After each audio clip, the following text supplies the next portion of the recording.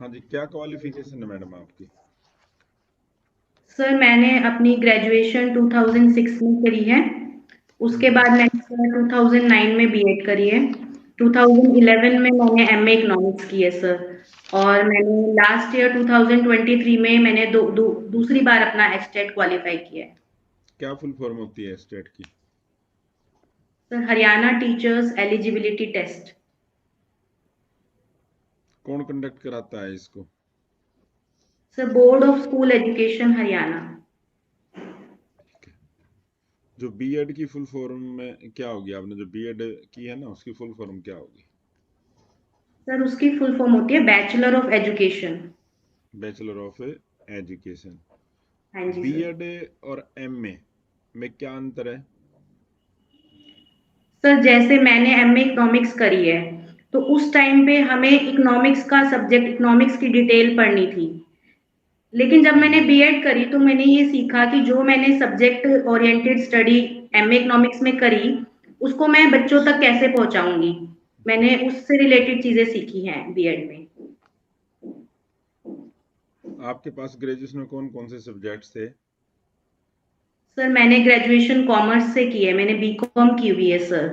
तो मेरे पास sir accountancy, economics, statistics ठीक है। और। आप ये बताइए, इकोनॉमिक्स को ही आपने क्यों चुना कि मेरे को इसी में पीजी करनी है? सर क्योंकि मैंने जब इकोनॉमिक्स में पढ़ती थी तो मुझे इकोनॉमिक्स में बाकी सब्जेक्ट के कंपैरिजन में ज़्यादा अच्छा लगता था। मुझे मुझे वो डीपली समझ आता था। और मैं कभी कोई मेरे से जूनियर स्टूडेंट भी मुझसे कुछ पूछता था तो मैं उसको जब समझाती थी इकोनॉमिक्स के बारे में, तो मुझे बहुत अच्छा लगता था कि मैं उसको अच्छे से समझा पा रही हूँ। मतलब मुझे वो ठीक पढ़ाने है। में खुशी मिलती थी। हम देखते हैं कि ग्रामीण परिवेश के बच्चे हैं, यानी गांव के अंदर बहुत कम बच्चे इकोनॉमिक्स के प्रति अपना इंटरेस्ट दिखाते हैं। वो हाँ। ज़्यादातर जैसे आर्ट्स के सब्जेक्ट हिस्ट्री, पॉलिटी, ज्योग्राफी, इनको प्राथमिकता देते हैं। तो क्या कारण मानते हो आप? सर मुझे लगता है कि उनको इकोनॉमिक्स से शायद डर लगता है, या तो कि इकोनॉमिक्स में थोड़ा सा मैथमेटिकल पोर्शन भी है, तो हम लोग ये नहीं सॉल्व कर पाएंगे, तो इस वजह से वो उसको स्किप करना चाहते हैं। या फिर सर उनको प्रॉपर गाइडेंस नहीं है कि हम इस सब्जेक्ट को परस्यू करके हमारी कितनी अच्छी अपॉर्चुनिटीज हमें मिल सकती है। आपका सिलेक्शन हो जाए और हाँ जी। आपको ग्रामीण परिवेश के छात्रों को पढ़ाने का मौका मिले, हाँ आपके जी। सब्जेक्ट से ज़्यादा बच्चे जुड़ें, इसके लिए आप क्या तरीके अपनाओगे?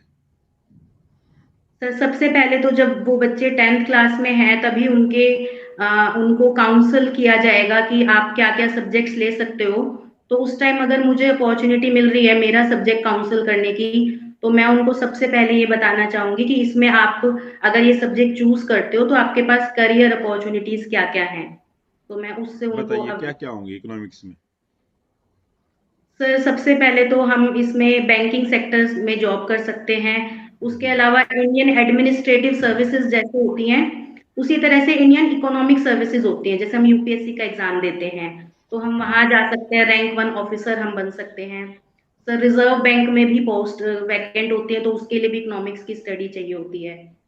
सर स्टैटिस्टिक्स ऑफिस होते हैं बहुत सारे, वहां भी हम ज्वाइन कर सकते हैं। और टीचर तो सर हम बन ही सकते हैं, जैसे मैं एक टीचर हूँ। ठीक है। आपने बीएड की हो, तो यस सर। बीएड के अंदर आपने टीचिंग प्रैक्टिस की थी, यस तो सर। टीचिंग प्रैक्टिस क्यों करवाई जाती है वहां पे?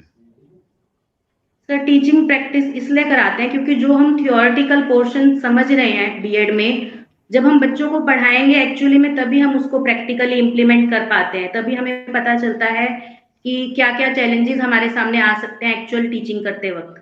तो हम उसमें हम sir teaching ads, lesson plan, ये सब चीजें भी हम तभी सीख पाते हैं सर, मतलब उसको यहाँ पे प्रैक्टिक। आपने एक तो माइक्रो टीचिंग, एक के मैक्रो टीचिंग की होंगी, तो क्या अंतर होता है माइक्रो और मैक्रो टीचिंग में?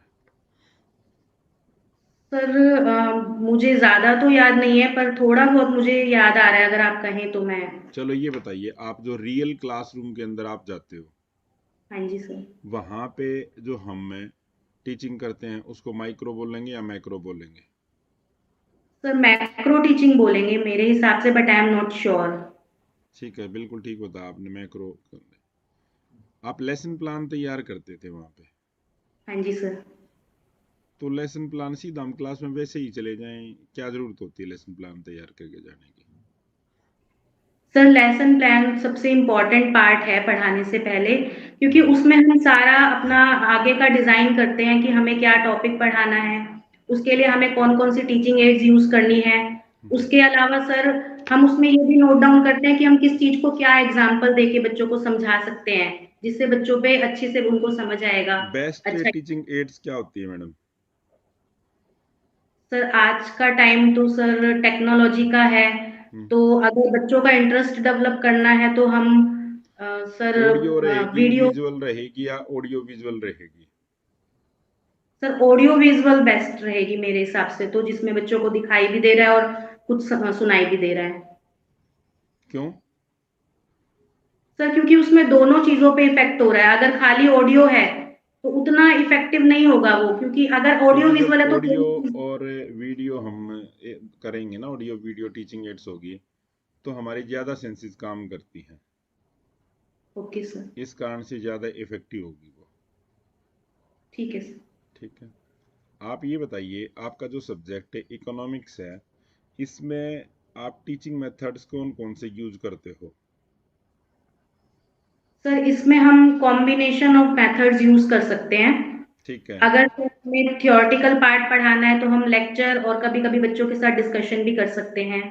अगर आप हमें ये सर बताइए, लेक्चर मेथड और डिस्कशन मेथड है, इसमें मेजर मतलब क्या डिफरेंस है? Sir lecture method teacher centric method है कि हम्म। उसमें बस टीचर बोल रहा है और बच्चे सुन रहे हैं, लेकिन डिस्कशन उससे बहुत बेटर है, क्योंकि उसमें दोनों तरफ से इंटरेक्शन हो रहा है, बच्चे भी अपना व्यू रख रहे हैं और टीचर को भी समझ में आ रहा है कि बच्चों को क्या चीज समझ में आई है क्या नहीं, तो वो उनके डाउट्स भी क्लियर कर देते हैं फिर। क्या आपके सब्जेक्ट के अंदर है प्रॉब्लम सॉल्विंग मेथड भी यूज होता है? यस सर, हमारे सब्जेक्ट में जो स्टैटिस्टिक्स का पोर्शन है उसमें हमें न्यूमेरिकल सॉल्व कराने होते हैं बच्चों को, तो वहां पर हम्म। हम प्रॉब्लम सॉल्विंग मेथड्स यूज कर सकते हैं। चलो, आप ये बताइए, जैसे आपने सीएसओ का नाम सुना होगा, क्या है CSO? Sir central statistical organisation, ये क्या डाटा काम कलेक्ट। होता है मैडम इसका? सर ये हमारे देश में जो नेशनल इनकम है उसका डाटा ये कंपाइल करता है। ठीक है। और बताइए और कुछ इसी के बारे में। सॉरी सर, और ज्यादा तो मुझे अभी याद नहीं आ रहा है। जो नेशनल इनकम है, अकाउंटिंग, इसकी हिस्ट्री बता सकते हो आप कुछ? सर हिस्ट्री तो मैं नहीं बता पाऊंगी सर, मैं नेशनल इनकम के बारे में या उससे रिलेटेड और फॉर्मूलेज बता सकती हूँ, हिस्ट्री तो अभी मुझे ध्यान नहीं है सर। जैसे स्टार्टिंग में जब भारत आज़ाद हुआ, तो जो नेशनल इनकम कमेटी थी, तो उसका गठन किया गया था, उसके बारे में बता सकते हो, इसके चेयरमैन कौन थे? नो सर, चलो। नहीं पता मुझे, पीसी सॉरी सर। महालनोबिस का नाम सुना होगा आपने? Yes sir. तो वो इसके सदस्य थे। Okay sir. ठीक है।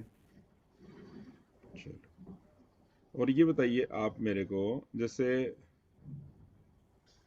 हरियाणा का जो मंत्रिमंडल है, हाँ उसके जी सर। अंदर कितनी महिलाओं को शामिल किया गया है? सर दो महिलाओं को शामिल किया गया है। कौन कौन सी?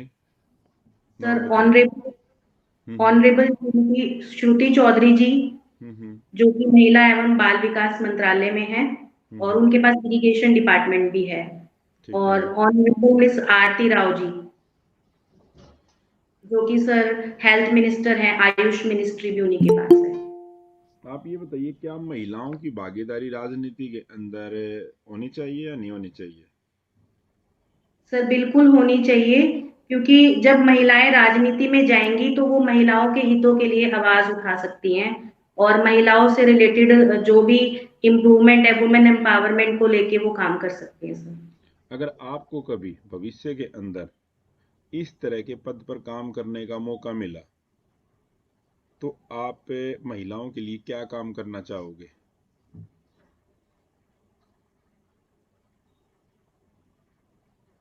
सर मैं ज्यादा से ज्यादा महिलाओं को शिक्षा के दायरे में लाने का प्रयास करूंगी। जो बालिकाएं हैं जो अभी भी शिक्षा से वंचित रह रही हैं, मैं कोशिश करूंगी कि डोर टू डोर मतलब लोगों को अवेयरनेस फैलाई जाए कि लड़कियों के लिए शिक्षा बहुत जरूरी है और वो पाकर वो अपना, अपने परिवार का और देश का विकास कर सकती है, उसमें योगदान दे एनईपी सकती है। 2020 के अंदर कौन सा एनसीएफ लागू होगा? सर लागू होगा तो 2023 में जो एनसीएफ आया है सर, वो लागू हम्म। होगा। ये किसकी अध्यक्षता के अंदर गठन किया गया है इसका? सर ऑनरेबल श्री के कस्तूरी रंगन कमेटी ने इसको गठन किया है। ठीक है। और जो एनईपी 2020 इसका गठन? सर सिमिलर सेम कमेटी ने उसी का गठन किया है। तो इसके बारे में बता सकते हो कि एनसीएफ 2023 के बारे में कुछ इसकी विशेषताएं बता सकते हो एक आधी? सर इसमें जो एनईपी 2020 में जो चीजें बनाई गई हैं उसी को इम्प्लीमेंट करने के लिए ये करिकुलम डिजाइन किया गया है, जिसमें हम मल्टी डिसिप्लिनरी अप्रोच देखते हैं कि स्टूडेंट्स जब 11th में आके स्ट्रीम चूज करते हैं तो उनको सब्जेक्ट्स अलग अलग लेने की जरूरत नहीं है कि कॉमर्स अलग या साइंस अलग, वो एक कॉम्बिनेशन ऑफ सब्जेक्ट्स पढ़ पाएंगे सर। ठीक है। चलो, आप ये बताइए, जैसे इसमें बात की गई है 8 से 11 साल और एक 14 से 11 से 14, ठीक है? हाँ जी सर। तो लैंग्वेज की बताइए कि लैंग्वेज कितनी लैंग्वेज बच्चे को हमारे को पढ़ना जरूरी होगा या पढ़ाई जाएंगी 9th और 10th के अंदर? सर 9th से लेकर सर 3 लैंग्वेज फॉर्मूला लागू किया गया है, जिसमें हम्म। ये कंपल्सरी किया गया है कि 1 अप्रैल 2025 से बच्चों को 3 लैंग्वेज पढ़ने को। इंडियन लैंग्वेज की लैंग्वेजेस कौन सी हों, कितनी होंगी इसमें? सॉरी सर मैंने सुन नहीं पाई मैं। भारतीय भाषाएं कितनी होंगी? 2 भाषाएं भारतीय होंगी सर। बिल्कुल ठीक है। चलो, लास्ट क्वेश्चन बता दीजिए आपका। यदि आपका सिलेक्शन होता है तो सबसे हाँ पहले जी इसकी सूचना आप किसको दोगे? सर, सबसे पहले मैं अपने पेरेंट्स, मेरे फादर को मैं कॉल करके बताना चाहूंगी। उसके अलावा सर मेरे जो यहाँ पर फैमिली मेंबर है, मेरे हस्बैंड, मेरे इन लॉज, सर मैं उनसे शेयर करूंगी, मेरे फ्रेंड से शेयर करूंगी सबसे पहले। किसी और टीचर मेरे को जो नहीं? टीचर हैं सर, मेरे टीचर जो को नहीं टीचर, बताओगे? फ्रेंड से पहले टीचर को नहीं बताओगे? सर मैं बोल रही थी फ्रेंड्स मेरे तो टीचर। आपकी लाइफ के अंदर बाद में आए, सबसे पहले आपको खड़ा किसने किया है? सर पेरेंट्स ने, पेरेंट्स पेरेंट्स ने। पेरेंट्स के बाद सबसे ज्यादा योगदान किसका होता है? टीचर का। तो ये बताइए, फ्रेंड्स वगैरह कोई किसी का नहीं होता, ठीक है? Yes, sir. आपने ये बताना है कि सबसे पहले हमने पेरेंट्स को सूचित करूंगी मैं, उसके बाद मेरे को यहाँ तक जो मेरा मार्गदर्शन किया, मैं उन अपने अध्यापकों को, चाहे वो किसी भी लेवल पर मेरे को उन्होंने पढ़ाया और मेरे संपर्क में है, तो मैं उनको इसकी सूचना दूंगी। ठीक है। ठीक है? तो ये आप बताओगे। ठीक है आपका